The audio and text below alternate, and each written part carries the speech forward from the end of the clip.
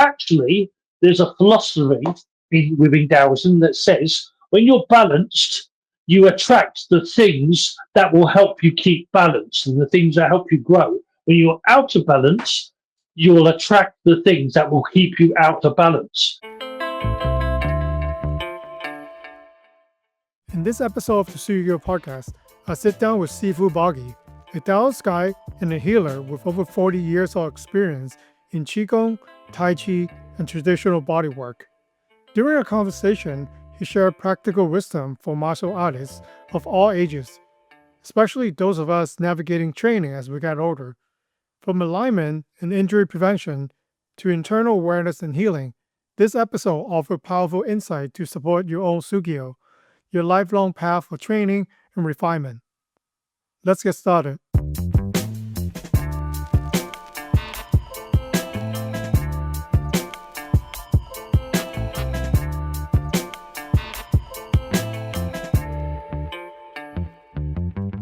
Welcome to the Shugyō Podcast. Thank you very much. For listeners who don't know you yet, can you give us a short introduction to your martial art path, Qigong, Tai Chi, and the healing art that you practice? Certainly.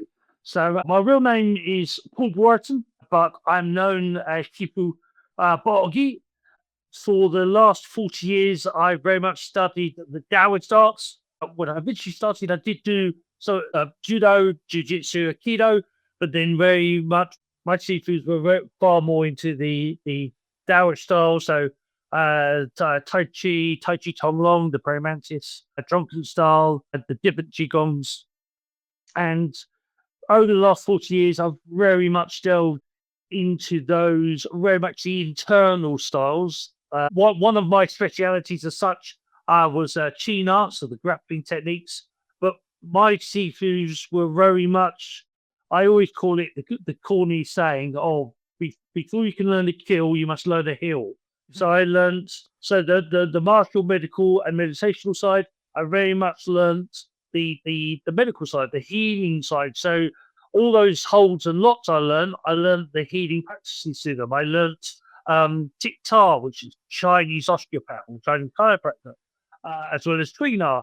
And my goal was always, or my philosophy was always, like in wartime, or if I'm surrounded by bandits or somebody trying to nick my wallet, then I do fighting style. Otherwise, my philosophy is the healing style and helping. More importantly, for me, is helping others help themselves, because that's my Tao, or my belief for the Tao, the way, the path to balance, is very much about helping others realize their own potential. Or the last 30 years, I studied psychology, NLP, which is neuro-linguistic programming, and then went into epigenetics, which is very much what the Eastern philosophy of the Tao is about, is that the way you think and feel will affect your physical health. So I delved a lot into that, and it actually pairs quite nicely with Tai Chi and Qigong, is the epigenetics, because the breathing techniques and the meditational techniques helps your mind relax and calm. And when your mind starts to relax, your body starts to relax, and the self-healing can happen. Thank you for sharing that. And yeah, there's a lot of journey, I think, your practice struggle that you didn't mention, I'm sure, that throughout the journey. Like you said, initially, you were interested more in the martial arts side, but later come to the understand for the healing side. Can you talk about the shift, right? What shift your perspective? It seems like now you practice the martial part, but you also practice the internal arts, right? So can you walk us through that process? Yes, well, so as a child, I was bullied and picked on when I was young, and so when I first went into this, one of the first martial arts I did was actually a martial art called Kitida or Kitsa, I think it's now called, and it is like a 25-step like moves. I did 25 steps for different applications, but their big focus was the breathing, which I actually really enjoyed. When I was then found my Sifus, which was quite early on, they very much focused on the like the defense side at first. Is like they taught me again in the non-martial art world. When somebody breaks a brick, we go, "Oh wow, that's awesome! Break a brick." But martial artists is, "Oh, not another brick, not another brick breaking." And so for for me, I learned to heal myself and learning to like fix oneself. But also, the first thing I actually was taught and learned was how to take a punch and how to take a throw. Because the biggest thing I learned was when you learn how to punch, and suddenly it doesn't hurt as much because when you tense, obviously it hurts more, and when you relax into getting hit, you can actually learn to soften the blow. And when I learned that, there was a big psychological thing for me because it was like, oh wow, I can't, I don't have to be scared of the bully anymore. I don't have to be scared of somebody threatening me. And it taught me, like the other side of, a lot of people think in martial arts, it's all about the fighting, but martial arts, the martial is the practice, and the art is about learning about oneself, personal development, and learning that practice going through. So, what happened in my younger years, in my 20s, I very much learnt the fighting side. So I learnt my teachers were they looked after people in Fortune 500 companies. So they looked after millionaires, billionaires in big protection. So I learned that side. I learned the fighting side, and I learned China, grappling, and the holds. And that's where it started. But very, very quickly, like my teachers go, yes, okay, brilliant. You know how to do this. Like you know how to hold somebody in a lock, but you flip that the other way around, and that lock becomes a way of releasing tension in their body. And like I said, like my teachers would say, before you can learn to kill, you must learn to heal. And they would also say, before you can learn to break, you have to learn to fix. So if you break people, you have to fix people. And it was almost drilled into me in this idea of, well, you hurt them, you got to fix them. It's your almost like very much like almost like on the Buddhist path of, well, like you take responsibility for this situation. So it was this, well, I could do this part, I could defend or I could hit somebody this way, but how much damage is it going to do? Or how much am I going to have to fix them afterwards? So I learned how to do things in a way that minimizes risk or minimizes damage, if that makes sense. It does make sense, right? So you learn all the pressure points, you know how the chi flows in the body, then it could either on two sides of the coin, right? For one thing, if you really want to hurt that individual, then you know where to attack that they could hurt the most. But at the same time, when you're healing someone, maybe the chi is not flowing to a particular area. That's why you're in pain or you have headaches, whatever that it might be, and you can actually help them smooth it out. So I really like that. I know you mentioned it for a few times before you can learn to kill, you must learn to heal. Because it's like having a bit of humility and understanding that it's very easy to there's all this knowledge, and it's very easy to get a bit hooked in it. Oh, I know all of this, and I know that this, that, and the other. But it's very, very easy also is to get a bit too cocky and then make a mistake and fuck things up. So humility is the key, and it's like understanding. It's just the bigger picture is like, yes, when you're in a situation where you're being attacked, you want to know what to do and how to get out of that. That's awesome. But when you're not in those situations, the skills I were taught were well, when it's not for fighting, it's for healing and for helping. So educate people, help people understand how to, look after their own body. Help people understand, that. And the biggest thing I'm very much into is the epigenetics of the way you think and feel affects your physical health. So if you're stressed and angry, that turns, the old Daoist saying of anger and stress turns into tension into the body. Tension turns into illness. So don't get angry, don't get worried, don't feel frustration, it'll kill you. And so it's learning, that, there's a bigger picture here. There's a lot of martial artists that will focus on certain things or focus on getting strong and focus on getting hard. But th- there were even in Tai Chi, which there are certain people that go very spiritual in Tai Chi. Oh, I'm not about fighting. I'm all about spirit, and like that's cool. But then when you're no longer paying attention to body mechanics, which is very important in Tai Chi, Qigong martial arts, and you're overextending your knee past your toes when you're doing certain things, and you start wearing from doing that, you start putting pressure onto your kneecap, and over a period of time, you wear your kneecap away. There is actually in Tai Chi, there's a thing called Tai Chi knee injury, where Really? people, have are actually ignored because they don't want to focus on fighting. They're actually ignoring the body mechanics, which is actually that's for healing. It's not just for fighting; it's for healing. So, the, this whole thing I try to get people to remember is that martial arts is not a fighting system; it's a medical system. It's a healing system. Martial arts is about personal development.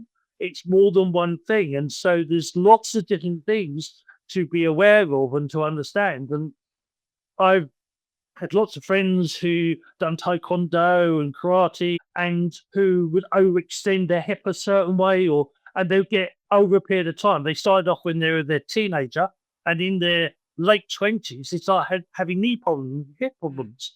And I saw this a lot. It's like, geez, you're overextending. You're not, body mechanics is understanding how your body works is actually really important.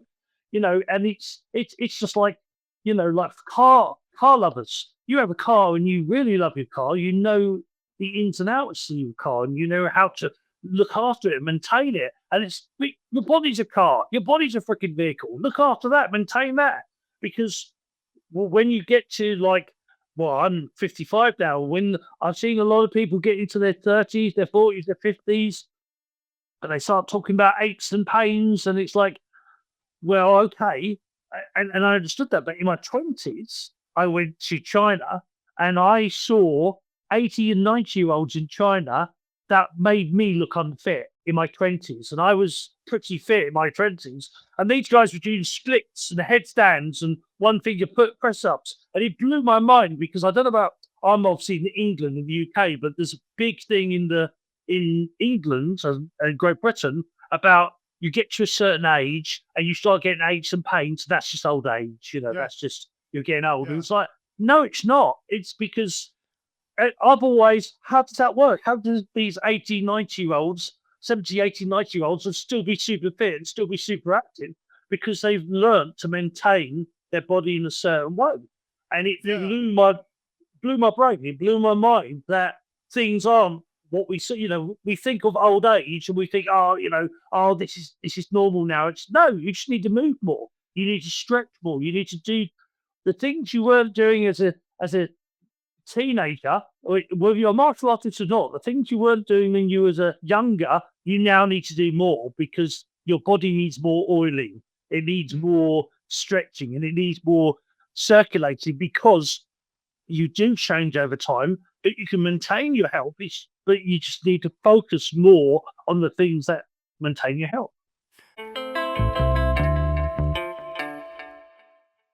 I have so many questions. I don't know where to start. Well, one Sifu, pick one. First, I would think that how can someone, or in our case, right, a martial art practitioner, can we tell that we are overextending, or are we going to the point that we're stretching a joint where, like the car example, we're on the verge of breaking, right? Because sometimes I don't know, like sometimes I go to the gym, then sometimes I practice karate, and I am going beyond, or I haven't recovered well enough to be able to go into the session. I feel it in my body, but if I, stretch out, if I take our time, go to the hot tub, do whatever needs to be done, for me, I notice that the body say, "Okay, thank you, Swire, you're doing the right thing." So how can we tell, especially in a martial artist way, maybe this is the limit for where you are because you didn't sleep good, or you were angry at work for the past 5 days, or you're not eating well? How is there ways that we could tell from ourselves that we are overextending?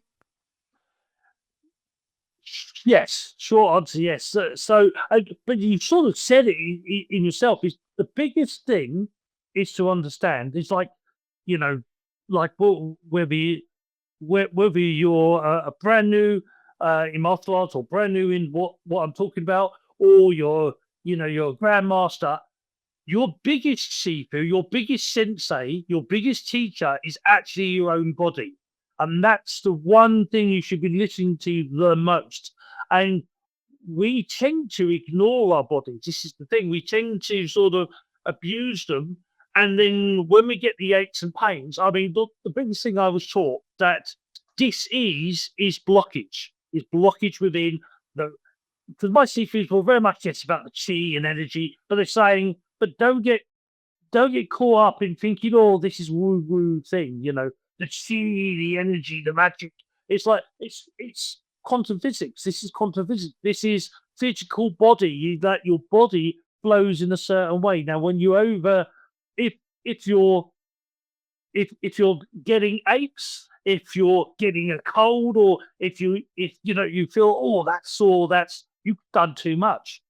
If you're getting a bit too angry, you're not doing enough of something. You're not doing enough, or maybe we'll get to this as well. The meditation side, but don't get fooled by that word. But the whole point is that when you're feeling these things, rather than ignore them, listen to your body. Because when you listen to your body, it will thank you. It will, when you start learning. And the biggest thing is, like, I can't say you should do this much and that much and this much, because every single one of us is different. And this is why, for me, like the Tao, the way to pass the balance is not a set of scales. It's a wave. It's more like a wave. It's a flowing energy, and it adapts to every single person. So you've got to find out your Tao. You've got to find out your way. Um, and the biggest thing my teacher's taught is the first thing you should learn is yourself. Is Mm. learn how you work and how you adapt. Um, and there's a physical side to you. There's an emotional, the mind, but in for me in Taoism, the mind is more the emotional side, the emotional mind, the physical mind or body, and then you've got the consciousness or the spirit, the shed, and they all need their own things. They all need their own times. And then for me, a little bit woo maybe, but it also goes into the masculine and the feminine. Now, it doesn't matter whether you're man, woman, banana, or goat. We have a masculine side. We have an assertive side. We have the get things done, the physical side. We have a feminine side, which is your feeling, your nurturing, your the feminine energy is the thing that maintains stuff. It's like you create stuff. That's with the masculine energy. You nurture stuff and keep it going. So that's with the feminine energy. And you also have the sacred child, the playful side. The side that allows you to stare into space for a little bit, or see the bigger picture, or allow yourself to think.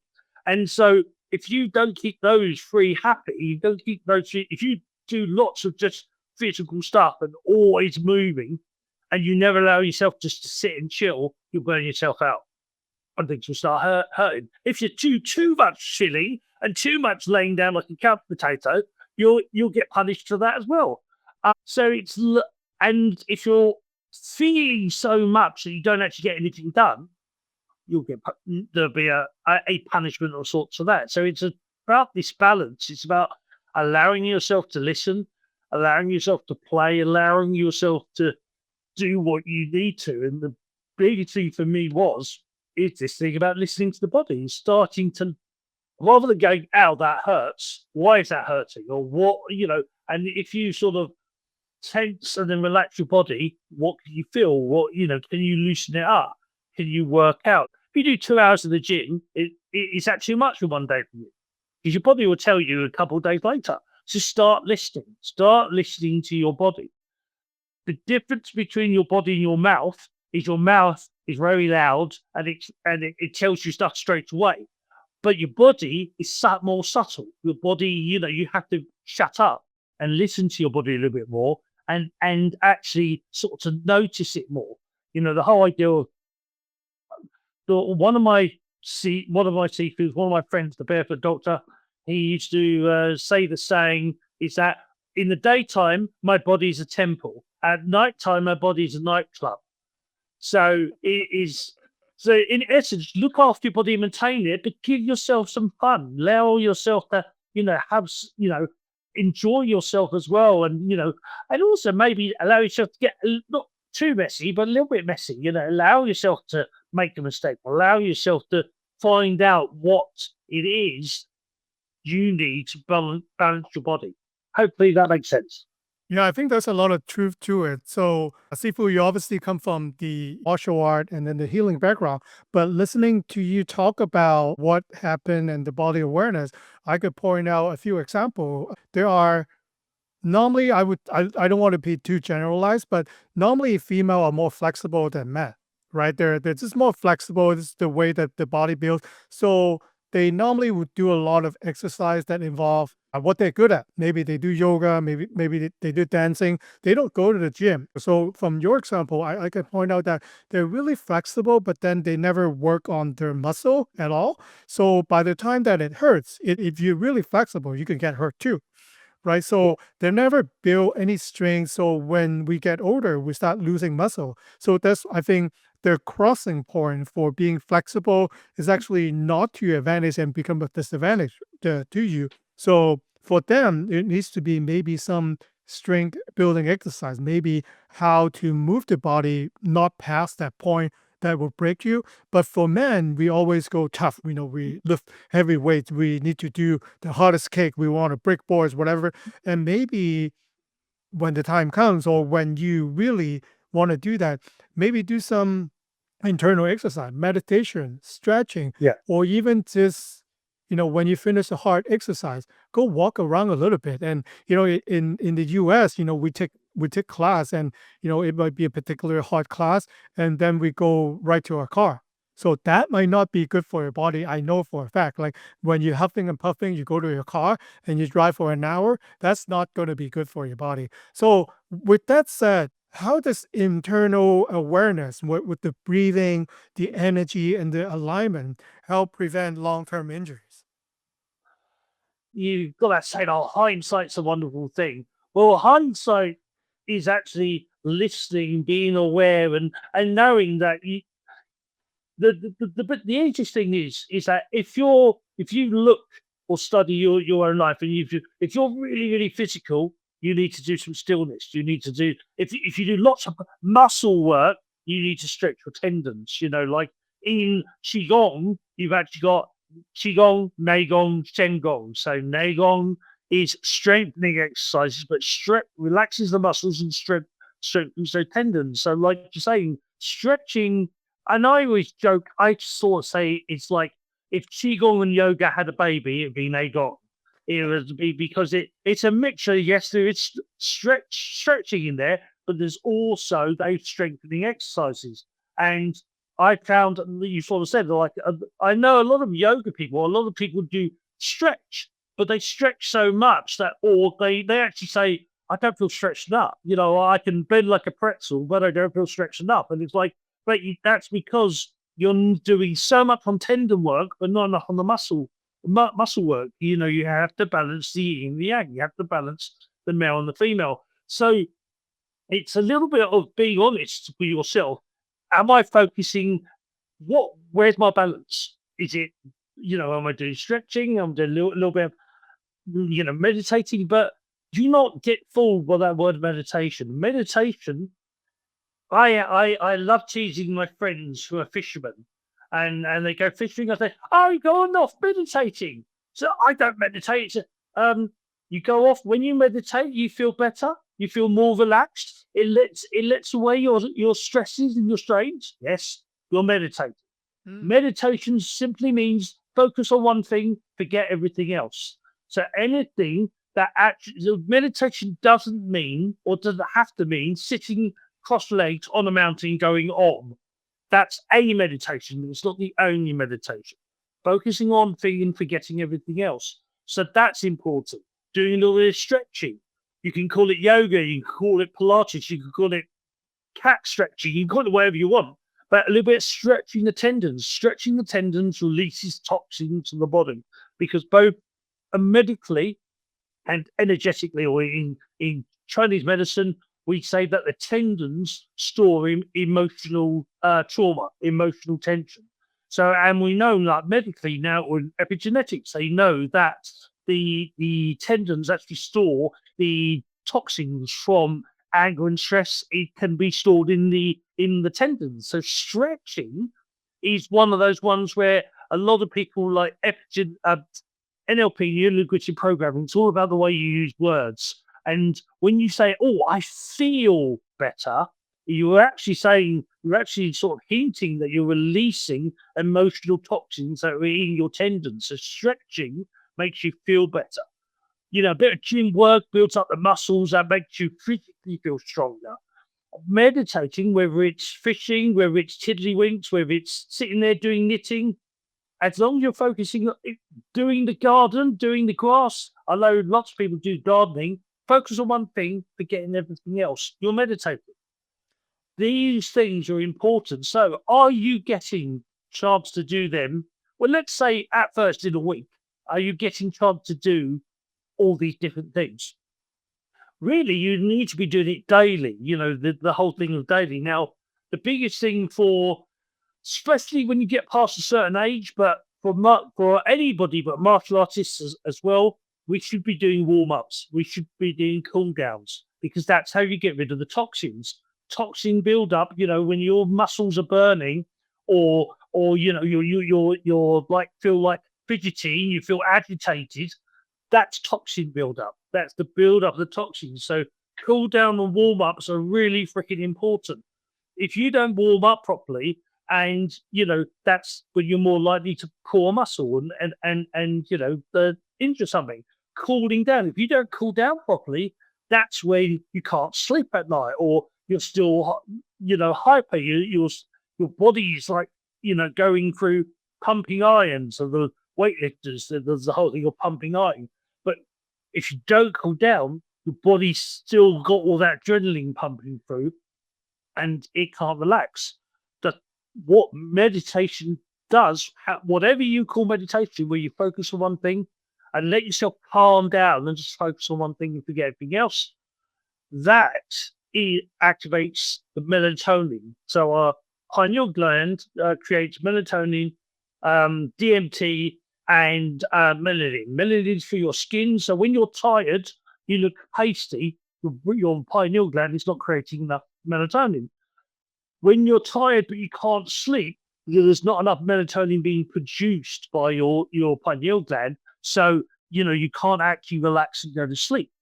If you're too pumping iron, you create too much adrenaline. Adrenaline, I'm going to be a little bit controversial, but adrenaline is known for actually being 3 times more powerful than cocaine.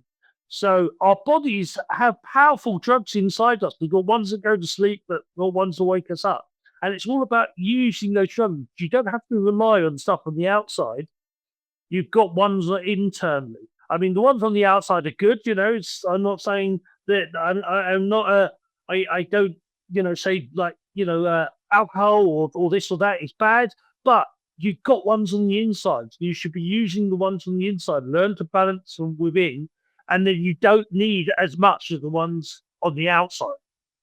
Yeah, I think you said it perfectly. There's so many good points to unpack. And I really love your definition for meditation. You don't need to sit cross-legged, all sand and, all incense burning. It's just focusing on one thing. But it is the tricky part nowadays with our cell phone. Like we're always on the go. You're always doing 5 things at the same time. Normally, you don't really have, like, I would call it your own time for doing something that you enjoy, that which you could spend hours, or maybe you really like kick. You really like to punch. You could punch for hours, right? So that could be your moving meditation. And I really like what you point out. And that's how sometimes Eastern and Western philosophy for meditation is. For the Eastern side, they focus on the internal balance. Like you don't need to put external things into it. You don't need to pop a pill. You don't need to do other things, but realize what's missing, what needs to be maybe increased more, when you talk about the melatonin, then there are actually ways that you yourself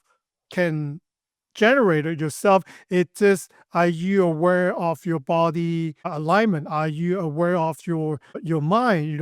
When you say, I really like when you say the who stuff. You're spiritually. Maybe you're always giving. Are you taking in to your body? Are you listening to the body?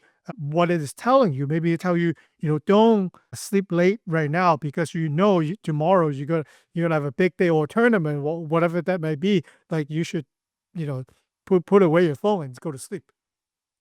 Yeah, and it's like, it goes to me. So like the Zen and the Tao. So the Zen or Chan in Chinese is like the one point. It's the half see through. The you must do this, you must, and then you got the Tao, which is more adapting and flowing. And you need both. You need to be able to allow yourself to chill and have fun and go with the flow, but also like this thing, the phones. I got a thing where I forget my phone, which means that every single day, at some point, I will leave. I will walk away from it for an hour, and I make myself do that because these things can be very addictive. They actually activate your adrenaline and your endorphins because looking at stuff stimulating, but at the same time, the lights, the light in there actually closes off your pineal gland, so especially at night time, if you're watching your phone or watching the TV late at night, I can't say, yeah, did you want the phone, you naughty boy or you naughty person? You've got to get off it. And so you've got to teach yourself to be your own Sifu and your own teacher, your own Zen master. It's like you've got to put things away for a little bit. And when you do, if you can do, I'm very much a Daoist. So Daoist is very much about daily practice, about regular practice. So doing a bit of stretching every day, doing a little bit of cool down, warm up and cool down every day. Do a bit of stretching, do a bit of Qigong, do a bit of fitness. Doing a little bit every single day goes a long way. So when you get into the practice of what I'm saying, for a little bit of period of time, putting the phone away, not going away and going into nature, go read a book, go and do whatever, but get away from these things. And the biggest thing, sort of like mentioned earlier, like if you're very much into one thing, do the things you don't like. There's a saying like, like do one every day, do one thing that scares you. Do every day, if you're a martial artist and you're a writer, then learn to do more stuff on the left. Learn if your weakness is defense, every day focus on one defensive move. If your weakness is attack, every day focus on the attack move. If your weakness is getting out of holds or putting people in the holds, one every day focus on the things that you're not that great on, or the things you least like, because actually there's a philosophy within Taoism that says when you're balanced, you attract the things that will help you keep balance and the things that help you grow. When you're out of balance, you will attract the things that will keep you out of balance. So if you're doing if you find in your life that you're aching or you're struggling in life, then do the things that are opposite. Do the thing that will actually make you move or make you get out of that seat. Do the things that you least likely want to do, because actually that could be the thing that you really need right now to actually balance you back up and bring your body back into function. Because we have this thing of, yes, we can be attracted to the things that we want, but we can also, if we're unbalanced, we can also be attracted to the things that will keep us where we are, which is our unbalance. If that makes sense. Yeah, there's a lot of truth to it because as a martial artist, I'm sure that everyone has their favorite skills, right? Maybe you go at punching, you go at kicking, you're doing something that you're really good at, but your weakness, you don't want to practice that. Like you just let that go and you put it under the rug. So it's just aware of doing something new. Recently at my dojo, there's a gentleman who is 78 years young. He came, he said, the reason that I wanted to start at, his age, his wife said, You too old, why are you starting? But he said, this kept me going. This is not something that I normally do. And he said, to keep my mind sharp, I don't care what belt I get. I just want to do things that I normally wouldn't do. Because when we begin class, we need to go from a kneeling position to one knee forward, and then we have to stand up. He told me that I couldn't do that. But watching his body mechanic, I asked him, which he said he's not aware before, is I told him that you have to keep your body tight. You just have to brace your core. And then when you're tight, and then you push up and exhale, then he was able to do that within maybe 30 seconds of me walking him through the awareness that one needs to be able to stand up. And I want to ask you this question too. How much can we discover on our own, and how, when should we seek out for advice, to use Sifu to learn about things that we don't know, or we didn't even know that exists? Like, can we figure it out ourselves, or should we always seek better guidance? Theoretically, it's both, but it's the thing of, you know, if you think you're at your limit, I can guarantee you're not. It's a lot. There's a classic. When I say about like learning Tai Chi Qigong to people who say I don't have time, it's like I I can guarantee I can find 15 minutes in your day where you're twiddling your thumbs. I can probably guarantee I can find an hour in your day. My oldest student, in my late 20s, my oldest student was 96, Wow. 96 years old, and and he is 96, and he died at 106, and his daughter, just his father, his wife had died, and he was sort of giving up. He could hardly walk, a little bit like what you was talking about. And I just went from the basics, so we just like said like, this is how you do it, and slowly building up and make it fun. There's a thing I do with, especially with like Tai Chi and Qigong, is when I have elderly people or people who are a little bit frail on their legs, I get them to stand in front of their favorite sofa or their chair and like get them to stand up. And then when they feel a bit weak, just fall back into your chair. And I get a couple of the ladies, they'll go, oh, and over again. And, oh, Doris, you do that on purpose and making it a laugh, but it's all about, play and making it fun. But the thing is that, yeah, if you think you can't, then you can. It's because can't just means sorry, but can't means I won't. And sometimes you need to, even if you don't like something, do it anyway, because there's a value from that. Because why don't you like it? That's like in psychology. Why don't you like it? What's the reason? But I just don't. Well, then what are you resisting? There's something there that you're resisting. So you do need to, especially like for a martial artist, is that do the things that you're weak at, because that's what makes you strong. That's what I was taught all the time. My Sifus, right? My Sifus would put me against somebody that there's a 99% chance I'm going to lose. Mm. But they would all talk about, and in Tai Chi they talk about this loss. Invest in loss, and invest in loss meaning you learn from losing. You learn from doing things you fail, because in life, just because you fail now, if you keep doing it, there's a whole philosophy of luck, and luck is probability. Is that if you keep doing something over and over again, sooner or later you'll get it right. Sooner or later, if you keep playing the lottery, sooner or later you'll win. So Right. if you keep what I say, if you keep doing the thing that you're not good at, you will get better. That's the whole point, And what you've got to do is stop telling yourself off.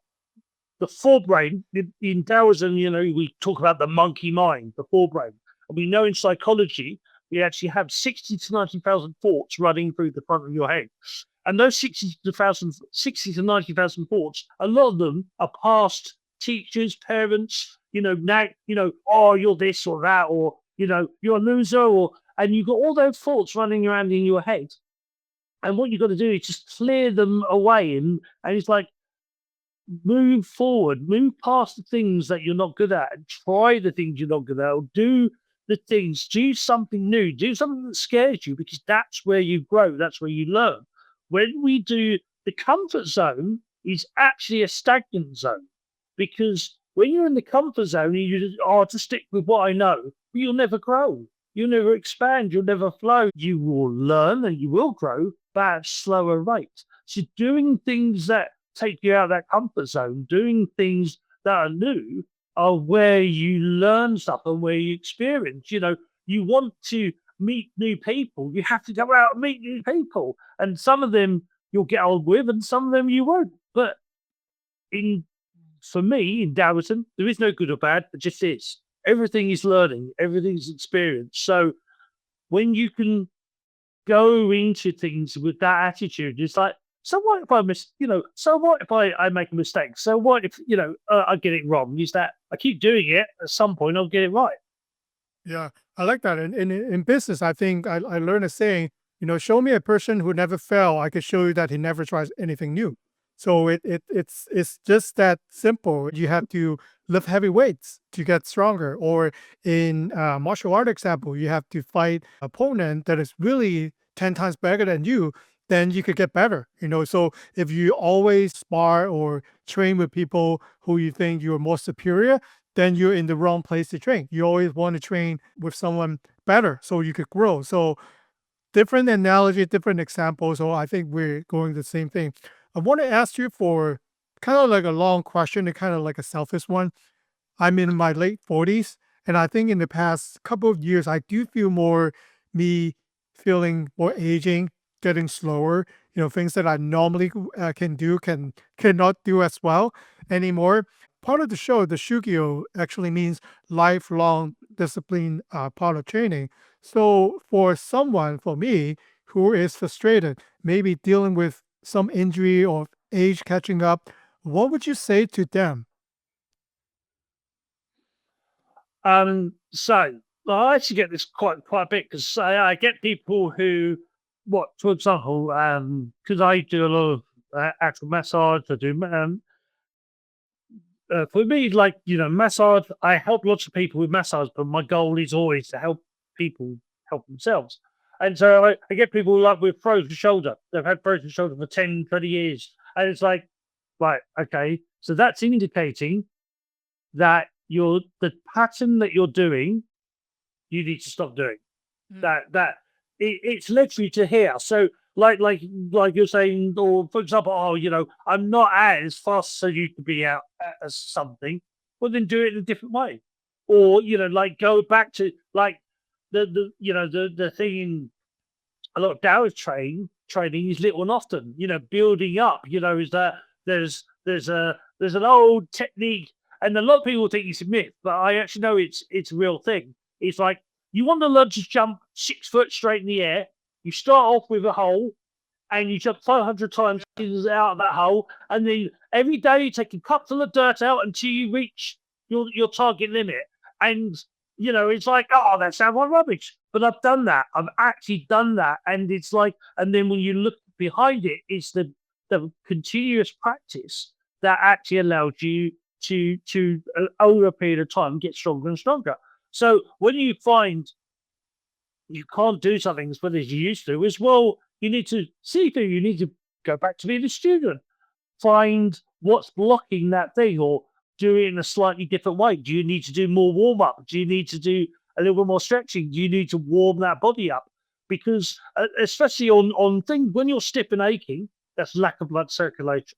So lack of blood circulation means to improve blood circulation, you can either heat the area up, improve blood circulation that way, or do more warm ups that warm the body up. And it's about that you have changed, because we all change. So you need to change the way you do that thing. But by changing the way you do it, you can get back to how you did before. Because some people go with, oh well, as you're older, you just have to accept that that you can't do it as well as you used to. And it's like, I don't accept that. It's just that just there are many different qigongs. I probably know almost 1,000 Qigongs. I'd be, but there's about 3,000 Qigongs. There's loads of freaking Qigongs out there. So there's loads of different ways. The old saying, there's more than one way to skin a cat. So that means there's more than one way to do whatever exercise or whatever you're doing. There's another way to improve it. There's another way to enhance it. It's that if you're getting slower, you're hitting a wall. You're hitting a limit. So take away the wall. Take away that limit. Find a way to extend it. Find a way. Maybe you need to, move a little bit more into, you know, going back to the basics and improving that again. Maybe you need a bit of the stance training. Maybe you need a bit of, but there's something. There's always an answer to the question. There's always a solution to the problem. And if I learned anything, it was that if you don't know it, somebody else does. And to answer your question earlier, then yes, go and find that somebody who does know the answer. Go and look for that information. That's why I never stop learning. I'm always looking at genetics and quantum physics, and I'm always looking at other stuff. And, you know so much. You say, yeah, but there's always more to know. There's always more to learn. Growing water never grows stale. So you'll always flow and always grow and always expand what I know. But hey, what do I know? Thanks for sharing and answering the question. I think there's a lot of truth to it. What are one or two habits a martial artist can act to their weekly training starting today that will help their body and mind in the long term? I'll let you take it any way you want. Yeah. I think like this thing of, do you listen to your body? And if you do, then listen more. It's like listening, like all those like, all those niggles. And I don't mean worrying about them. I mean listening to them. And then the biggest thing I learned with the body is that when I feel an ache or pain somewhere, I relax. I tense and I relax, and I learn to actually loosen that body up. Because for me, Qigong and Tai Chi is actually self-massage. That's what it is. We can call it an energy exercise. We can call it a martial application. Even for me, the katas from in karate, they are your forms, but they're also drilling in stretching the body, allowing the body to function and move. You're learning in a certain way. So the katas are important, but how you do it is important. When you do something quickly, it tends to be more martial or fitness. When you do it slowly, it's more healing and relaxing. So look at how you're doing stuff. What are you doing? Is your routines all work and no play? You need more play. Is it more fast and no slow? You need more slow. Learn to balance your stuff. And that doesn't mean every single day you do the same thing, because in the winter, you wear warmer clothes. In the summer, you wear less clothes. Adapt to your seasons. And I'm talking about your personal seasons, not just the external ones. Learn to listen to yourself. Learn to adapt. Learn to flow. A great one for me, depending on people's techniques, belly breathing. It's like just gently putting your hands on the belly, breathing in, let the belly expand, breathing out, pulling the belly in. So breathing in, let the belly expand, it opens up the full diaphragm, and it's allowing all the oxygen in. But then pulling that belly in, so you're going like with the belly, you're allowing yourself to expand one way, but then you pull it back in and you bring in that tension. So you expand and you stretch, and then you contract and allow the muscles to work. So it's a learning to do the both, like use your muscles, use your tendons, stretch, relax, find ways round stuff. If you're aching, if you're feeling not yourself, like moody or aggressive, if you're hurting, there's a blockage. Physical, emotional, spiritual, or energetic. If there's a blockage, unblock it. Find a way to unblock it. Learn. You have sifus out there, and you learn from some great sifus out there, some great senseis. But remember, you are your own sensei as well. Listen to yourself. Learn from yourself. Never stop learning. Never stop growing. Keep flowing. Yeah, I think that's like the most important. When you stop or when you say, I'm done, then you're done, right? You have to keep yourself into the game, and it does. I think we spend too much time not focusing on ourselves.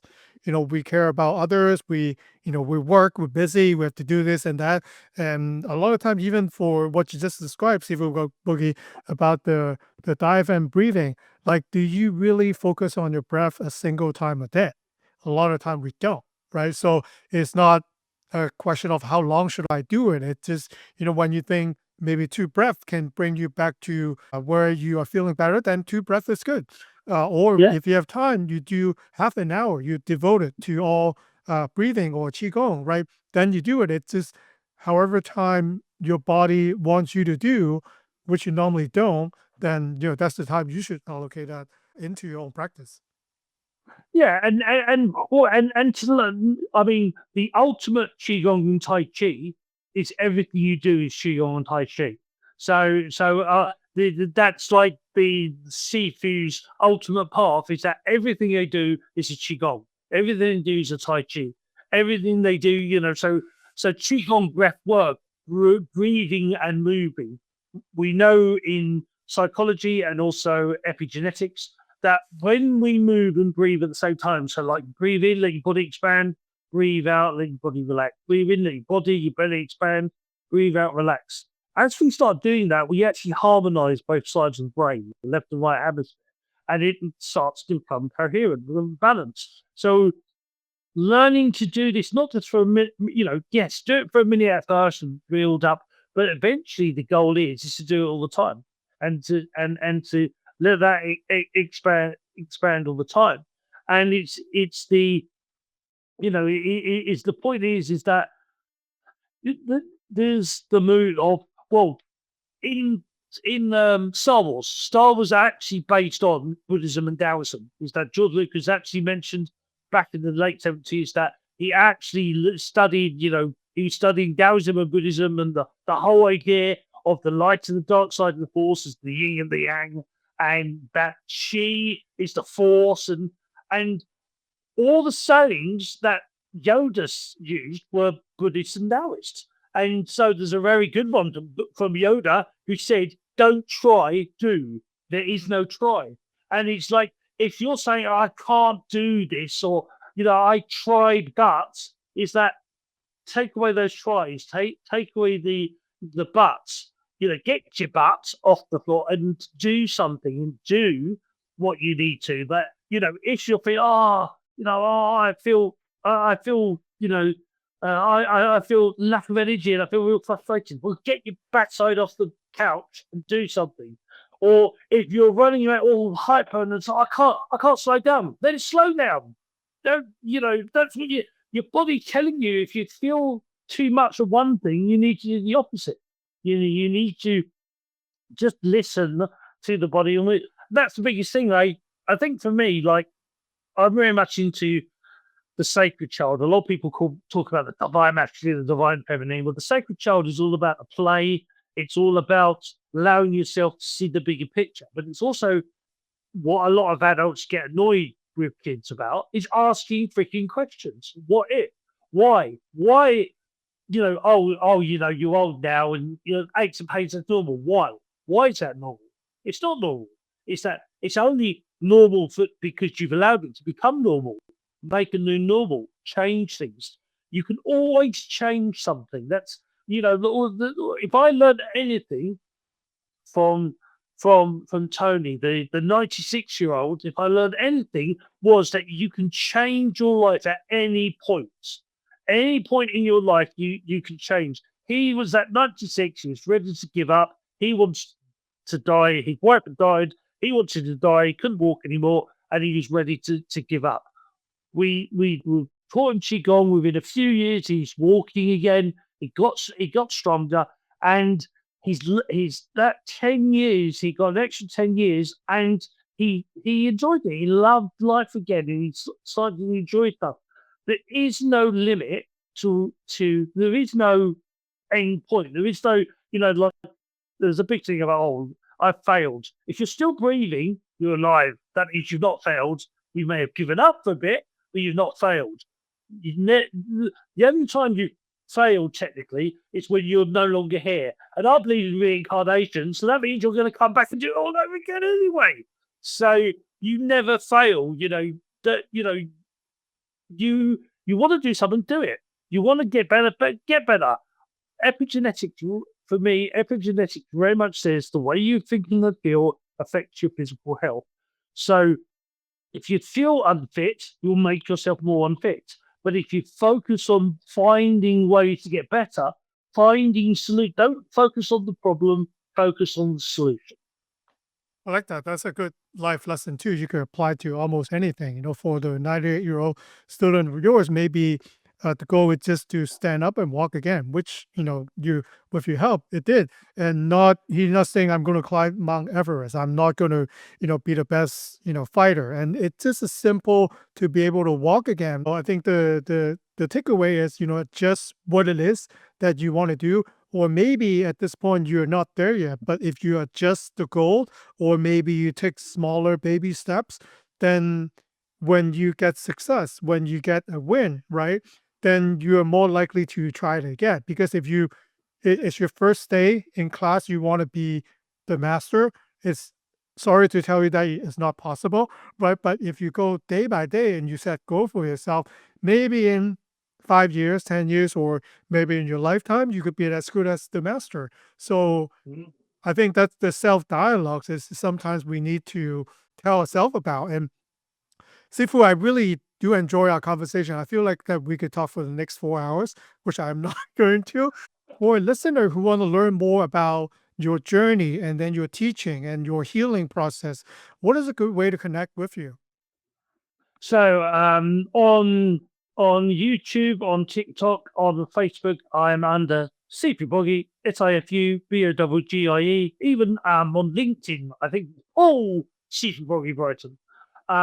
So you can find me there. I've also have Shun Dao, so well, it'll be in the links below, but shundao.ustream.io is my mystery school, is where, and well, a lot with me, I don't do things in a normal way or in a particular way. I'm about play, I'm about learning.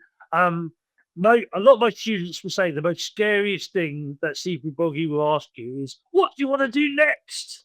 Because for me, it's about let's go on this adventure together, let's learn together. So that I'm very much about learning the path. That yes, I can tell you do this, do this, do this, but also I want to look and see what best helps you, and then go on that path. So yes, we do the basics, but then we can go and do many other things as well. Thank you so much. I will keep all the links and ways to connect with Sifu on the show notes. And thank you so much for coming on to the show today. I learned a lot, and there's a lot to think about. It's been great fun with you, Seafood. So thank you very much. See you soon. Thank you.